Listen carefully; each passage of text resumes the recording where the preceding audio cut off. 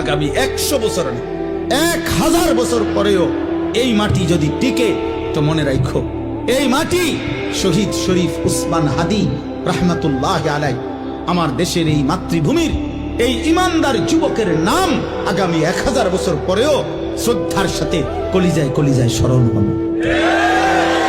পৃথিবী তাকে মনে রাখে। হ্যাঁ হ্যাঁ, মনে রাখো। এই যুবক ইমানদার ছিল।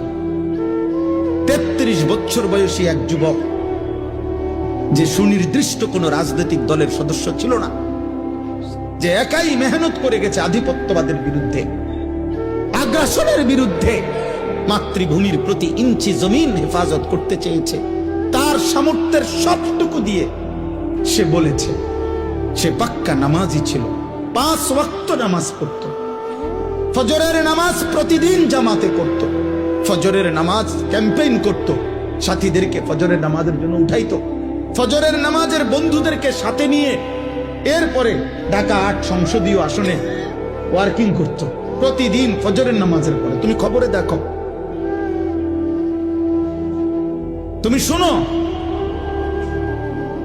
দেখো এক যুবক একই সাথে ঈমান এবং দেশপ্রেম দুইটাই তার মধ্যে সমান তালে ছিল।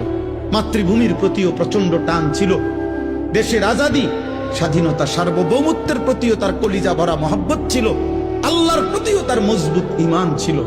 আল্লাহ বলে, যুবক তুমি চেয়েছো মাত্র, সে বলছে আমি যদি 500টা ভোট পাই, 5000 ভোটও পাই, তো আমি প্রথমবার দাঁড়াইছি, আমি সার্থক মনে করব।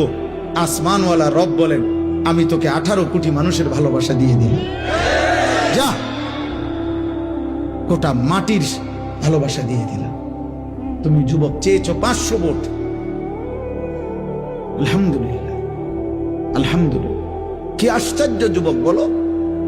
এই দেশের লক্ষ আলেম, মুফতি, মুহাদ্দিস, ইমাম, খতিব, মুয়াজ্জিন, ওয়াইজ, পীর, বুজুর্গ, আউলিয়া, তালিবে ইলম, হাফেজে কোরআন, আল্লাহর দ্বীনের সবাই, আবার সাধারণ থেকে সাধারণ মানুষ, রিস্কাওয়ালা, ট্রাকওয়ালা, ঠেলাওয়ালা, কুলিওয়ালা, দিন মজুর, বুড়া মানুষ, জওয়ান মানুষ, বাচ্চা মানুষ, সব তার জন্য চোখের পানি ফেলে অঝরে কাঁদছে।